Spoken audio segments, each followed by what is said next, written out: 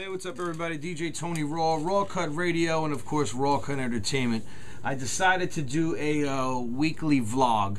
I've had a few emails and contacts on Facebook and on YouTube, so I'm going to answer your questions.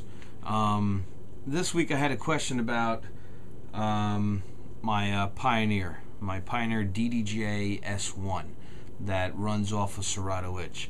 Yes, originally I'm a turntable DJ, techniques, the whole nine. I still have them. I'm literally just dragging my feet with getting an SL box. But anyway, that's neither here or there. But I do have this really cool controller, the Pioneer DDJ S1. So I'm just gonna actually had a bunch of questions about cue points and the slip mode, and there's one thing I'll never talk about on this piece of equipment is a sync button. Because if you use a sync button when you mix, please sell your equipment, because I don't appreciate you.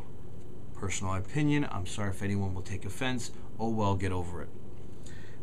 So real quick, let's check this thing out. Alright, here it is. This is the Pioneer DDJ S1. Pioneer's premier controller as of right now until probably in a month, because the Pioneer DDJ SX is coming out, but I'll explain that in a later video. Think about it, we'll see, we'll talk about that later. But right now, Pioneer DDJ S1, pretty simple layout. I'm gonna make this quick, short and sweet. Two platters, obviously, mixed in mixer, all connected, one piece. Everything, honestly, you really don't have to touch your Serato Itch. If you really didn't want to touch your computer, you really don't have to. Meaning, because all the controls are literally on the DDJ S1. So, real quick, let's just go through all the little functions on this machine. On the left, there's the hot cues. You get 5 hot cues. You could set these anywhere on each track. Every track in your library. Very simple. You find a point that you want. Example right here. You find a point that you want. Let's say I want to set it right there. Let me take this cue point out of here. Let's say that's where I want it, right there at the start of the song. That's the very first bass drum. I literally leave it where it is and hit cue point 1. Boom, done. Cue point is set. You do the same for the next 4. This controller is basically set up like a Pioneer CDJ 400. It's literally the same size. The platter's the same size. One drawback: the platters are small. I mean, I'm used to 12-inch records. I had CDJs. I had some Stanton C314s. The platter was maybe 3-4 inches bigger than this one. But I mean, it's totally responsive to what I'm doing.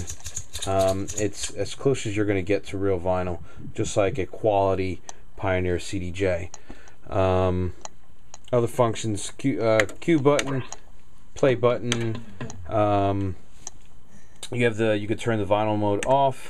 You could just use this for a pitch adjust, or turn the vinyl back on. You have total control of it, just like a real piece of vinyl. It does have loop features. You can set the loop yourself with the in and out. It'll loop from there. You can actually set the loop. 1 bar, 2 bars, 4 bars, 8 bars, 16 bars, so on and so forth. I believe it goes as high as 32 bars, I think. Mind you, I never loop something 32 bars. I don't see the point. Anyway, up here is a main mic control. There is 2 mic controls. This is the main one. It has just a regular on and off switch and a talkover button. If you don't know what talkover means when you're playing a track and you have the talkover set. Literally, it lowers the volume of the main track, and so your audience can hear your voice louder than the music. As soon as the signal detects that you're done talking, it comes right back up with the volume. Next, real quick, there's a vinyl speed adjust. I can adjust the speed of how fast I turn the vinyl off, meaning, okay, or how fast I stop it. So let's just start it from the start here. This is all the way to the right. I just hit it. Yeah, forever. If I set all the way to the right, I can just, track is playing and I'm hitting it right now. Straight up stop. No slowing down. It's literally stops on a dime. I usually set it a little past halfway so I get that little kind of vinyl feel. So it feels like I'm actually stopping a piece of vinyl as it gradually slows down. Basically that's it. Up here there are a ton of controls. You can control everything from this section right here. This is your browser button. When I'm turning this, I'm actually in the library of my Serato itch. You can see I'm browsing through everything. All the other functions, the bat key literally brings you back to your crate on the side. Your crates key basically does the same thing, or I can just bring up all the crates depending on what I have selected on the screen. Browse key brings up your browser. If you have things organized with your genre, your BPM, your artist, or your album, maybe I don't really enjoy using the browse function because I kind of know where all my crates are. I know where all my music is, but that's just an option. I've had to find more music. The prepare button, just like a lot of dudes using Serato Scratch. Prepare button means, hey, you know what? Oh, this dude act for DJ Khaled, hip hop. But you know what? I don't want to forget, so I just take the track and drag it into prepare, and it stays in the prepare tab. So when I'm ever in the mix, I'm like, oh wait, what was that dude that guy wanted to hear, or that song that guy wanted to hear? Oh, it was that one? Okay, so it's right there. So it's just basically a quick reminder for you. Excuse me, getting a little cold. Down the mixer section, pretty basic, to the point. The EQs, let's make it simple for the ones that don't really understand this or just learning. This is the mixer. This controls all the volumes, all the EQing of your mixer controller, your whole set. Left, right channel. Left channel, there's a trim. Your EQ section, obviously your high, your mids, and your lows. Channel up and down fader, cross fader. This does have the curve option. You can set the curve in Serato. In the settings tab, you can set the curve. You want it sharp, you want it slower, or you basically just want the feel of an old mixer that really has no curve. These cues are to set your headphone cues. Simple. In the middle is the headphone controls. This is the main level for the, these are the main levels for the headphone control. This is for the cueing mastering. I want to hear both decks. I want to hear one deck. I want to hear the master mix from there. This is the master volume. This runs the whole show. I try to keep that on the wraps. Pretty simple. Then there's effects sections, which I didn't label. This side, left deck, effects, takes care, obviously, the left deck. This side here, right, obviously takes care of the right. I believe, I can't remember how many effects there are, but there's a bunch. Mind you, I only use probably 2, the reverb and, 3. The reverb, the flanger, and the phaser. The phaser I could really do some cool stuff with. But maybe I'll teach you that in a later video. This is the effect select button to find what effect you want to play with. I'll give you the idea here. Okay, my finger is on the effect select button up in the Serato screen on the left deck. Right here, might be a little blurry. You could see me selecting the effects. Simple. Same thing for the right deck, effect select, blah blah blah. Takes care of all the effects on the right side. Right side of the controller is exactly the same as the left. One cool thing about this, I can hook up a secondary microphone or use it as a microphone or an auxiliary input. Meaning, I make the selection right here. I have the input selection of mic 2, obviously. I just hook up a mic, which is in the front here. You could barely see it, it's a little dark, but mic 2 selection's there. Or I can have as an auxiliary input, and I can hook, you know, maybe a external.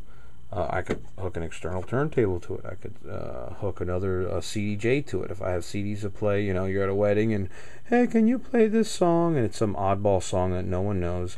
Well, there you go. You hook your CDJs through the rear here. Right there. Hook them here. Boom, boom, boom. Ready to go. Pretty simple. So, like I said, that's a DDJ S1. I'm Tony Raw. And I guess I'll see in a sec. I want to show you how the slip mode works. All right. I had one question. I kind of just got stuck on showing you all the buttons and switches on the controller, but I forgot to actually mention to you what the slip mode is and show you what the slip mode does on the DDJ S1 Pioneer. Give you a close-up view, show you where it is. Right here. Slip mode. On and off, red tab. Slip mode is, I call it, excuse my French, but I call it the O, well, I won't curse. I call it the O-ish button. Meaning, let's say you're playing a song, you think it's a clean version, it's not, and you realize it right before that bad part's going to come on, and, you know, you're doing a somebody's Sweet 16, and of course everyone's parents are there, and that's the last thing they want to hear. So, it's a last minute save, I call it. Real simple. Let me start the track here.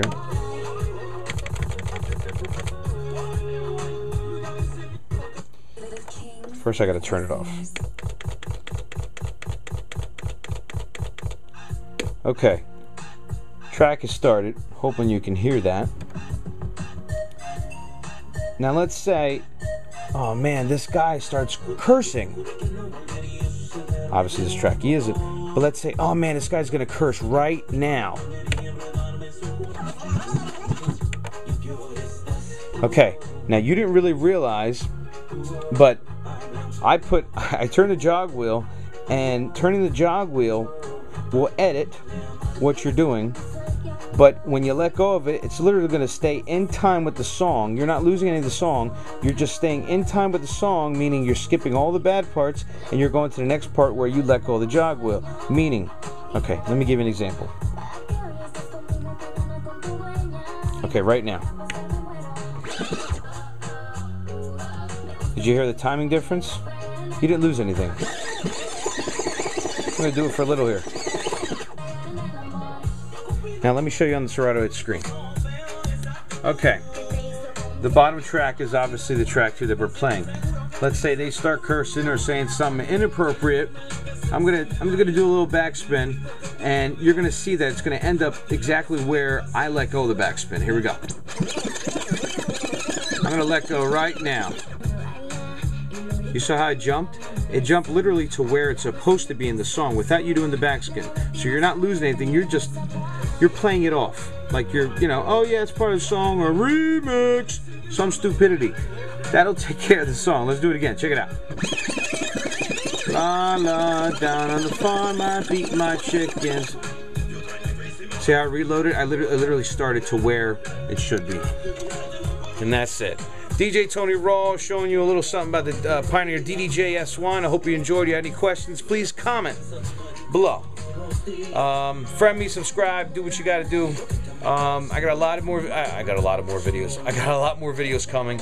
I hope you enjoyed, and I hope I open your eyes to a few things on this really cool piece of equipment. Alright, Tony Raw, Rawcut Radio, Rawcut Entertainment. Shout out to Brian S. Reed. I'm only doing this because I enjoy watching your videos, and you taught me a lot, so I want to spread the love and show everybody else how to do stuff. Alright, here we go.